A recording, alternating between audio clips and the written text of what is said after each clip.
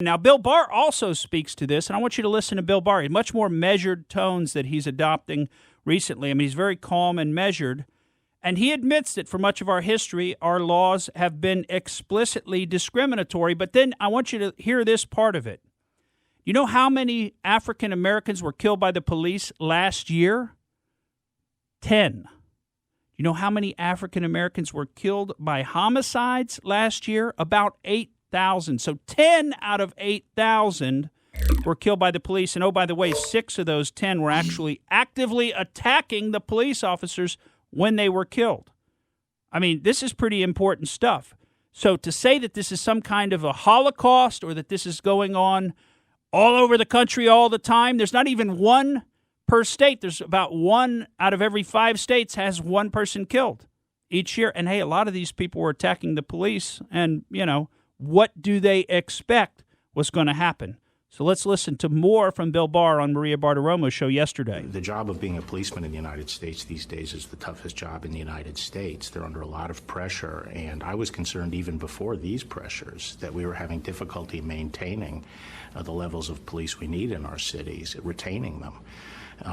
And obviously this environment where they're demonized will deter a lot of people from continuing to serve as police. And also, I'm concerned of the effect that they may pull back some of their enforcement activities and not take those risks. So I think it could lead, as it's led in other situations, to an actual increase in violent crime and more deaths. I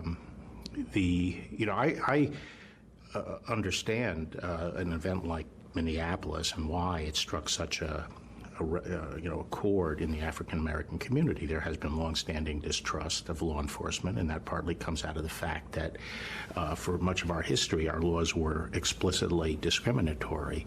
And for the past few decades, we've been reforming our institutions to make sure they reflect our values, and the police have been engaged in that. And we shouldn't let this incident and the actions of a bad few obscure the fact that the police have made a lot of progress. Instances of the shooting of black unarmed males has been dropping. It was 38 5 years ago. Last year it was 10 in the nation. And 6 of those were involved in attacking the police officer at the time they were shot. So while any death is too many, the fact is that in proportion, it's relatively small. I mean, there are 8,000 roughly 8,000 homicides of African Americans in our country every year. 8,000. 10 last year were due to force by the shooting an unarmed black male.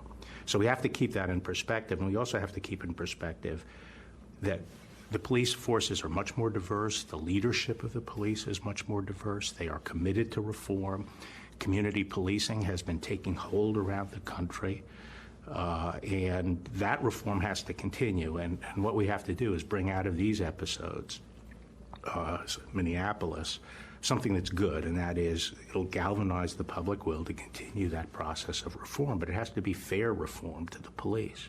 So the right response is to continue the reforms and all the progress that we've been making.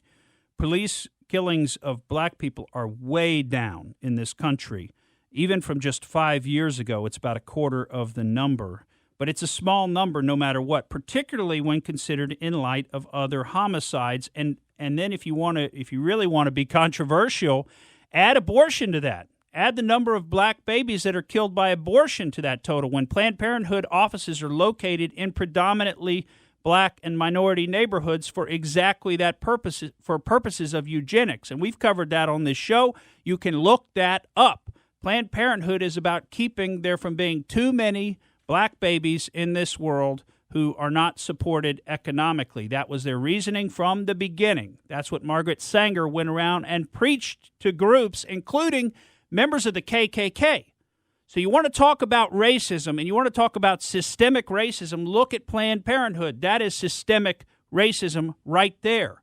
Meanwhile, everybody's focused on the 10 people who died last year. Well, what about all the others? What about all the others, and where's the outrage on that? Thank you for listening to the Morgan Streetman Show.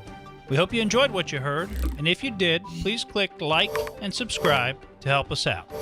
And remember that we recommend that you exercise your brain at least once a week.